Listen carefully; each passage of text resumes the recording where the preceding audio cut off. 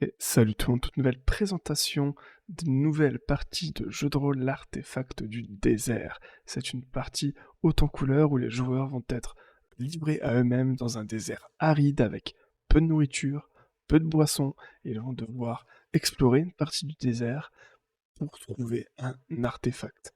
Ils vont donc se perdre, devoir survivre, faire des découvertes. C'est vraiment une session axée sur l'aventure, la découverte et la survie. Donc nos joueurs arriveront directement dans le désert, là où il y a cette source d'eau, la dernière source d'eau qu'ils croiseront. On laisse la chance donc à nos joueurs, s'ils ont ne serait-ce qu'un peu de jugeote, pour aller récolter de l'eau. Espérons qu'ils y pensent, puisque sinon, ils vont avoir beaucoup de difficultés, à moins que je les en ai préparé en amont hein, de cette partie, sinon ça risque d'être compliqué. Donc une première map, hein, on rentre dans le désert, on a encore quelques signes de civilisation, on a quand même un pont qui est visible, une échelle, on a l'eau qui ruisselle encore, c'est l'entrée dans le désert. On peut imaginer ici un petit panneau, attention danger, risque de décès, d'assèchement, de famine, qui mettrait un petit peu en garde nos joueurs afin de les préparer au pire. Donc une première map d'introduction hein, dans mon cas, où les joueurs vont pouvoir explorer bien des choses dans ce désert. Ensuite, nos joueurs vont s'enfoncer hein, dans le désert, là, plus aucun signe de vie, plus d'eau, plus de nourriture. On peut faire la transition de façon un peu plus légère, c'est-à-dire qu'on met plusieurs cartes pour faire une transition un peu plus agréable et plus fluide. Comme moi je fais un one-shot, effectivement, je zappe un petit peu certaines choses parce que on est limité, la partie doit durer 4 heures, pas 3 heures de plus forcément. Et donc ici, on arrive sur une première carte où vraiment c'est du désert pur, il n'y a rien, juste des cactus. On pourrait voilà, faire en sorte que les joueurs aient marché déjà quelques heures et qu'ils aient déjà peut-être besoin de manger une de leurs rations, de boire. Voilà, ce serait tout l'intérêt aussi de cette quête, c'est que à intervalles réguliers, on va faire manger et boire nos joueurs afin de leur faire comprendre que dans ce genre de lieu, si on ne s'hydrate pas, ou qu'on ne mange pas, enfin en tout cas qu'on ne regagne pas des forces de façon très fréquente, on risque forcément le décès. Ou du moins, avant le décès, forcément, quelques malus. Peut-être d'ailleurs que parmi les joueurs, on aura quelqu'un qui incarne une lignée, une classe, qui lui permet d'un petit peu mieux résister au climat. Ça, forcément, c'est en fonction des backgrounds, mais pour les autres, c'est sûr que l'aridité, la sécheresse de ces terres risque de poser un gros problème. Ensuite, dernière étape avant de vraiment partir en exploration totale, ce serait un léger campement des gens qui vivent plus ou moins dans cette zone avec quelques palmiers peut-être que certains espéreront là-dessus trouver des denrées, des noix de coco, on ne sait quoi, euh, des bananes, je ne sais pas exactement ce qui se pousse dans les airs, hein, le mieux serait de se renseigner un petit peu en amont de la partie.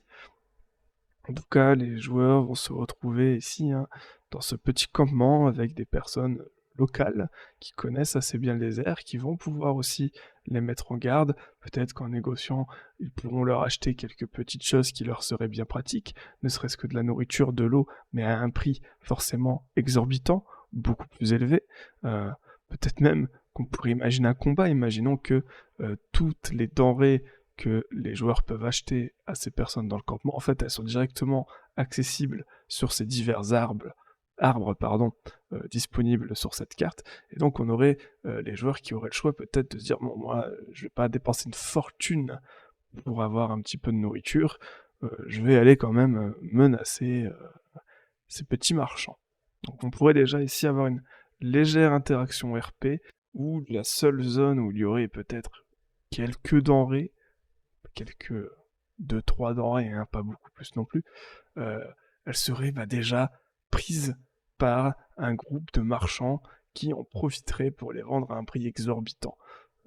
Petite phase RP, peut-être premier combat, en tout cas ici on a quelque chose qui vaut de l'or. La nourriture dans le désert c'est quelque chose qui est très rare et donc qui va peut-être faire tourner la tête aux joueurs, ce qui n'aurait peut-être pas préparer comme il faudrait leur excursion en plein désert hostile.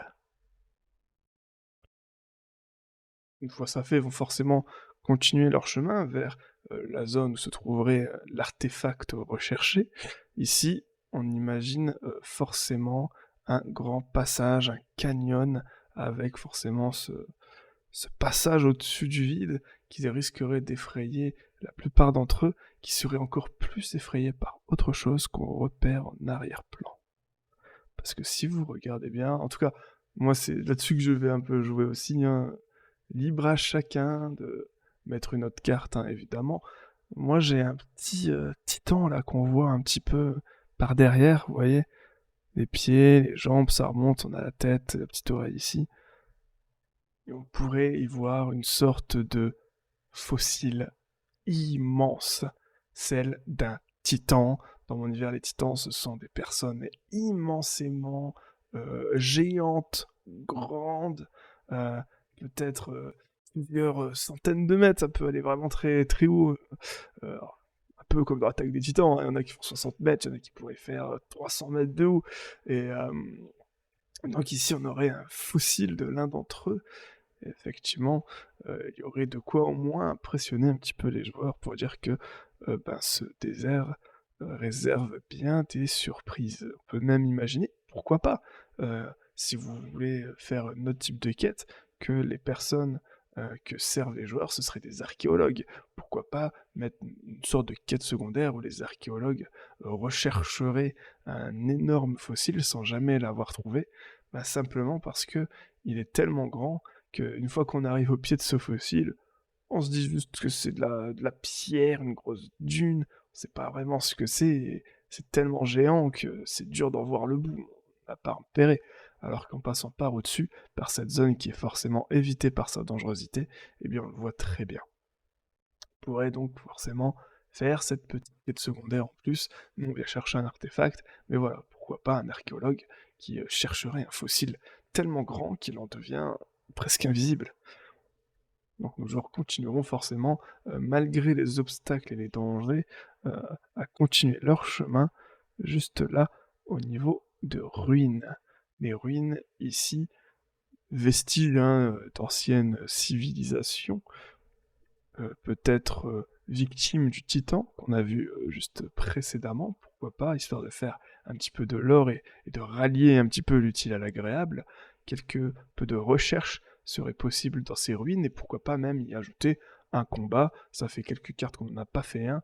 Pourquoi pas mettre des monstres qui habiteraient ces ruines, pourquoi pas des bandits du désert qui auraient justement eux aussi, pourquoi pas pris possession des ruines.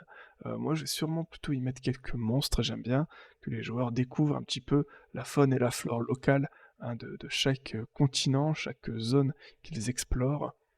Et donc on pourrait voilà imaginer ici quelques monstres qui auraient pris possession de ces ruines et dont les joueurs devraient se débarrasser avant de pouvoir l'explorer, découvrir pourquoi pas quelques petits trésors à droite et à gauche et quelques indices sur le totem recherché. Peut-être, et moi je pense que c'est une bonne idée, le faire sous forme d'énigmes. Mettre quelques énigmes où les joueurs, voilà, ils vont trouver des indices, des informations concernant l'artefact recherché, mais sous forme d'énigmes qui vont demander aux joueurs un petit peu plus de réflexion et de recherche. C'est pas juste des indices qu'on donne comme ça gratuitement pour les aider. Il y aura vraiment un travail à faire par les joueurs pour comprendre les indices. Je trouve ça beaucoup plus intéressant quand on propose forcément une session qui parle d'aventure, de survie, de découverte, un peu à la Indiana Jones. Faut quand même avoir quelque peu de petites énigmes, en plus des dangers provoqués bah, déjà par le désert, mais aussi par les combats qui seront à venir. Donc les joueurs vont rentrer hein, à l'intérieur de la petite grotte qu'on avait vue juste précédemment au niveau des ruines pour se retrouver dans un très vieux temple. Et c'est là qu'on va pouvoir truffer la zone de pièges, d'énigmes. Il faut que les joueurs prennent du temps sur cette carte. Il faut qu'il y ait des éboulements. il faut que il y ait des petits mécanismes à droite et à gauche, certains mécanismes qui vont les permettre d'avancer, d'autres pour les piéger. Pourquoi pas imaginer même un climax un peu final où l'eau ici, au niveau du temple, commencerait à monter toujours plus, là où les joueurs devront finir un moment par s'échapper. Une fois qu'ils auront effectivement trouvé toutes les énigmes, résolu tous les problèmes, récupéré tous les trésors de cette zone, imaginez donc forcément voilà la montée des eaux, tout s'effondre, les joueurs qui doivent prendre une décision et vite en sachant que la zone là, nous on la voit bien mais les joueurs ne verront pas tout à la perfection parce qu'effectivement c'est une zone peu éclairée et donc les joueurs vont devoir très rapidement s'adapter et essayer au plus vite de sortir de ce temple qui risquerait de s'effondrer sur eux. Ce qui est sûr, c'est que grâce à ça, ils auraient peut-être la localisation précise de cet artefact qu'ils recherchent. Une localisation précise avec également quelques informations extrêmement importantes, celle du protecteur de ce totem, pardon, de ce totem, de cet artefact. Moi je parle d'un totem, je réfléchissais parce qu'en effet, moi je mets un totem, mais libre à chacun de mettre ce qu'il veut, encore une fois. Ce sera pour moi un totem, un artefact, et donc les joueurs auront pour objectif forcément de le trouver, et donc en sortant ici avec les informations nécessaires, ils pourront beaucoup plus facilement mettre la main dessus, et donc ils vont devoir continuer leurs explorations en donc sortant du temple, en continuant leur marche, avec ici un oiseau sur ma carte, peut-être que ce sera le dernier animal qu'ils verront, pourquoi pas. Peut-être certains essaieront de le chasser pour essayer de récupérer un petit peu de nourriture, on verra bien. Hein. C'est qu'un détail sur la carte. Je pourrais très bien remplacer, mettre une sorte de petit arbre, de petite végétation, une roche un peu plus grosse, histoire de le camoufler si vraiment on veut souligner le fait qu'il n'y ait aucun animal dans la zone. En tout cas ici, une zone de passage de sable mouvant, dont dans certains d'entre eux, on pourrait imaginer des sortes de vers des sables qui attendent que les joueurs marchent dans les sables mouvants, ils restent bloqués pour essayer de les dévorer. Ça pourrait très bien être une sorte d'embuscade de la nature qui attend qu'une chose, c'est de dévorer quiconque aurait le malheur de s'aventurer ici. On pourrait d'ailleurs, pourquoi pas, mettre un petit avertissement aux joueurs si on veut un peu leur faciliter la tâche si les joueurs sont un peu plus débutants, en y mettant pourquoi pas un autre animal. On a ici un oiseau, on pourrait très bien y mettre un chameau, on pourrait très bien y mettre même des insectes qui se feraient avoir par les tourbillons de sable, les sables mouvants, et qui se feraient donc dévorer ensuite par des vers. Donc encore une zone assez pentue, si je peux dire ça comme ça, un petit peu challengeante, où les joueurs vont avoir un peu de difficulté à progresser, ils vont être ralentis. Alors c'est sûr que c'est intéressant si on a encore une fois certains personnages d'une certaine lignée ou des classes qui permettent peut-être d'ignorer les terrains difficiles, parce qu'ici effectivement on va y être en plein dedans, mais la progression est là pour être ralentie et difficile dans cette zone de sable mouvant. Et enfin ici, on aurait clairement une arène assez vaste, c'est pas pour rien une sorte d'arène de combat. Faut imaginer ici, donc pourquoi pas avoir l'artefact qui se trouverait là avec un ver des sables géant, quelque chose en tout cas d'extrêmement puissant. Alors je mets un ver des sables, on peut mettre autre chose. Moi j'ai envie d'en mettre vraiment un énorme ver des sables qui viendrait sortir de terre pour protéger l'artefact, essayer de combattre les joueurs qui vont devoir donc là forcément essayer de s'en sortir, de combattre le ver des sables et de récupérer l'artefact. Une fois chose faite, évidemment, l'artefact, libre à chacun de lui mettre son effet. Il pourrait très bien être maudit, il pourrait très bien être autre chose, bénéfique. Moi, je pars du principe où les joueurs auront une sorte de choix. La quête leur conseillerait de simplement découvrir quel est l'artefact, pourquoi les gens qui vont chercher ne reviennent pas, est-ce que l'artefact est spécial, qu'est-ce qu'il provoque.